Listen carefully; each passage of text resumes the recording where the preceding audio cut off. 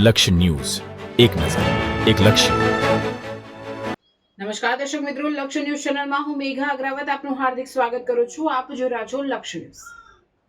આ ઘટનાને પગલે કોંગ્રેસના અગ્રણી નેતા ગેનીબેન ઠાકોર એસપી કચેરીએ પહોંચ્યા અને સમગ્ર મામલે પોલીસ અધિકારીઓ સાથે ચર્ચા કરી હતી.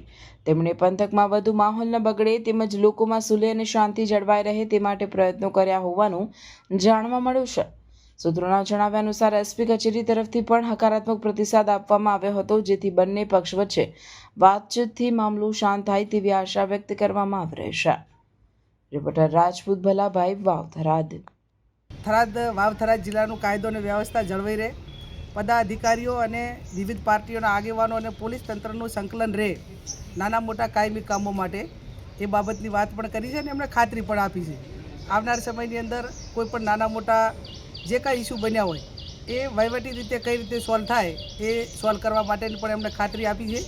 અને પોલીસનું કામ કરે, પદાધિકારીઓ એમનું કામ કરે, કાયદો અને વ્યવસ્થા જળવાય અને લોકોની સુખાકારી વધે, એ સૌ આગેવાનોની ચૂંટાયેલા પદાધિકારીઓ અને બ્યુરોક્રેસી એટલે અધિકારીઓની બધાની જવાબદારી છે અને આ બાબતમાં સૌ સાથે રહીને કામ કરશે.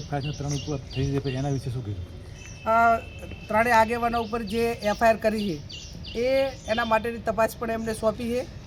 જોઈએ, એમણે ખાતરી આપી છે કે આ બાબતમાં જે અધિકારી તપાસ કરે છે એ રિપોર્ટ આપ્યા પછી પોઝિટિવ પ્રમાણે અમારે પોલીસ સાથે વધારે સંઘર્ષમાં ન ઉતરવું પડે ભવિષ્યમાં, અને આવા નાના મોટા ઇસ્યુ માટે કરીને બીજો કોઈ ગંભીર રૂપ ધારણ ન થાય એના માટેની અમે વાત કરી છે અને એમાં એસપી શ્રીએ અમને પોઝિટિવ જવાબ પણ આપ્યો છે અને મદદ કરવાની પણ ખાતરી આપી છે.